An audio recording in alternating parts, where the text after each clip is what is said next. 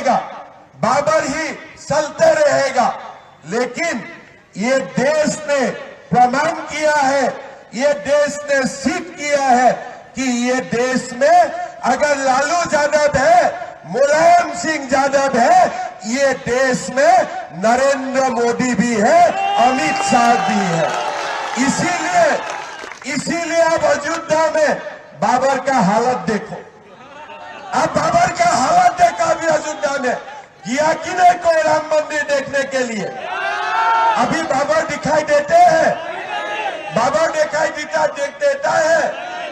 जब राम का भक्त ने थाम लेते हैं कि बाबर को मिटाना है, बाबर मिट जाते हैं, औरंगजेब मिट जाते हैं, यही हमारा इतिहास बोलते हैं। लेकिन राम भक्त को खड़ा होना पड़ेगा, राम भक्त को लड़ने के लिए तैयार होना पड़ेगा।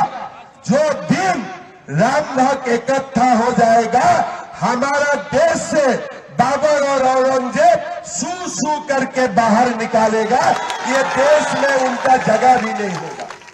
भाई और बहनों, जब मैं असम का मुख्यमंत्री बने, आपको मालूम है असम में हमारे जो हिंदू और मुसलमान का जो विभाजन होते हैं, 40% मुसलमान होते हैं, 7% हिंदू होते हैं। हमारा प्रदेश थोड़ा सा डिफिकल्ट प्रदेश है। जब मैंने शासन में आए, मुझे हमारे ऑफिसर लोगों ने बताया कि हमारे असम का 1 लाख एकड़ जमीन यही लोग जो बांग्लादेश से आए हुए हैं, जिसको हम घुसपैठी बोलते हैं, ये लोग कब्जा करके रखा हुआ है। कितना जमीन? करीबन 1 लाख एकड़ जमीन ये लोग कब्जा करके रखा हुआ है। मैंने बोला, आप लोग कब्जा होने में क्यों दिया? सर, कांग्रेस का सरकार थे, हमारा हाथ में उपाय नहीं है, अभी क्या करना है? बोले सर, अभी कुछ नहीं कर सकता हूं, इसलिए 1 लाख एकड़ जमीन अभी कब्जा में है और इतना जमीन खाली करने के लिए असम में बुलडोजर भी नहीं है, पुलिस भी नहीं है। आगे जमीन कब्जा ना हो, इसी का ही हमें चिंता करना है। मैंने अधिकारियों को सुना और मैंने रात में सोचा, अगर मैं मुख्यमंत्री हूं और ये 1 लाख एकड़ जमीन मैं घुसपैठियों से मुक्त नहीं करता हूं, मेरा मुख्यमंत्री रहने का अधिकार है कि नहीं है? मैंने रात भर सोचा, सुबह में अधिकारी को बुलाया कि जो भी हो जाए हमें जमीन खाली करना है। सर, असंभव है। मैं बोला, देखो, अगर मोदी जी राम मंदिर बना सकता है बाबरी मस्जिद का जगह में, हमें भी ये जमीन खाली करके हमें भी दिखाना है। भाई और बहनों, कोई लोग मरे, कोई कोर्ट में केस हुए, लेकिन आज मैं आप लोगों को बताना चाहता हूं कि लगभग 50,000 एकड़ जमीन मैं अवैध घुसपैठियों से मुक्त करवा लिया, पूरा मुक्त कर दिया है। तब मेरा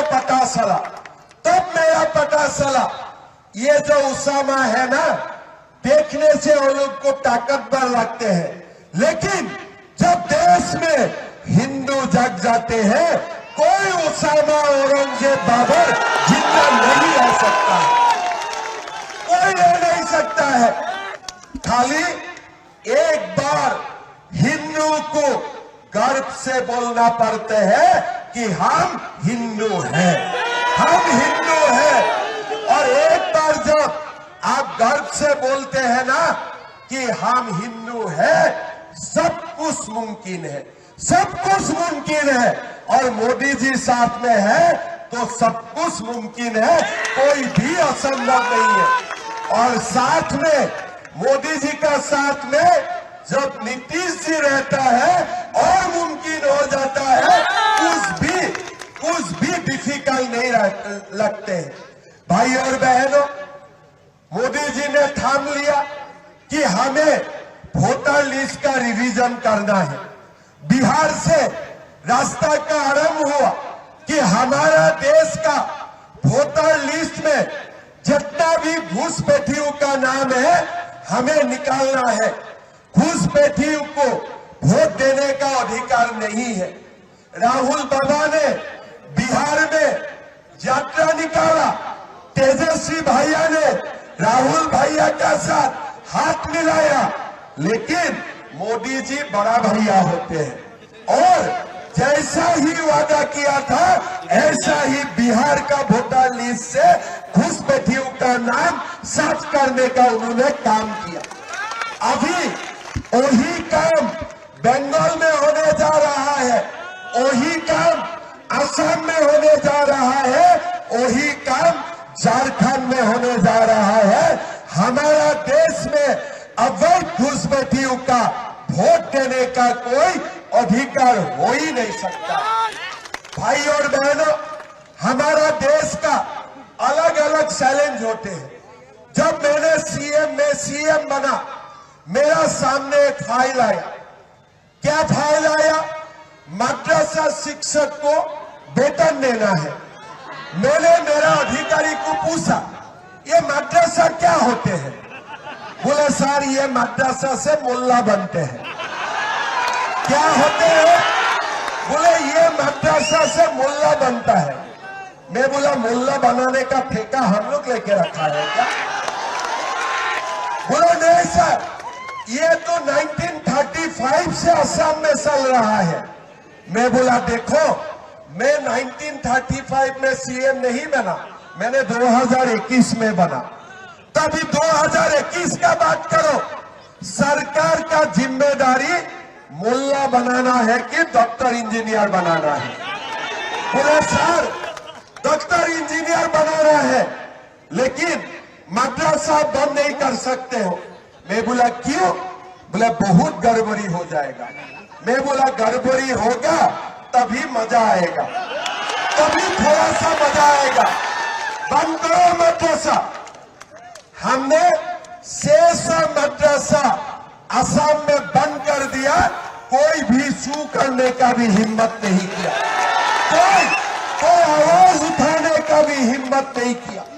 भाई और बहनों, मैं ये क्यों बोल रहा हूं? हम असम में रहता हूं, जो असम का जो जनसंख्यिकी है 7% हिंदू है, 40% मुसलमान होते हैं। और ये मुसलमान का अंदर में कोई सारे अवैध घुसपैठिया होते हैं। जमीन भी कब्जा करके रखा था, मद्रसा भी कब्जा करके रखे थे, सरकारी नौकरी भी कब्जा करके रखे थे, और हमारा बेटियों को भी लाभ जहाद का शिकार होने पड़ते थे। और एक प्रकार समाज को अंदर से खोखला करते जा रहे थे। लेकिन हमने आवाज उठाया, हमने सिद्धांत लिया कि हम कभी सरेंडर नहीं करूंगा, और जब तक शरीर रहेगा तब तक लड़ाई करते रहूंगा। हमने ये सिद्धांत लिया। आज असम में हमने मद्रासा को बंद किया, हमने सरकारी जमीन को घुसपैठियों से हमने हमारा पास लेके आया, और 25 नवंबर को लाभ जहाद, और ये जो एक व्यक्ति 3 साल बाद शादी करते हैं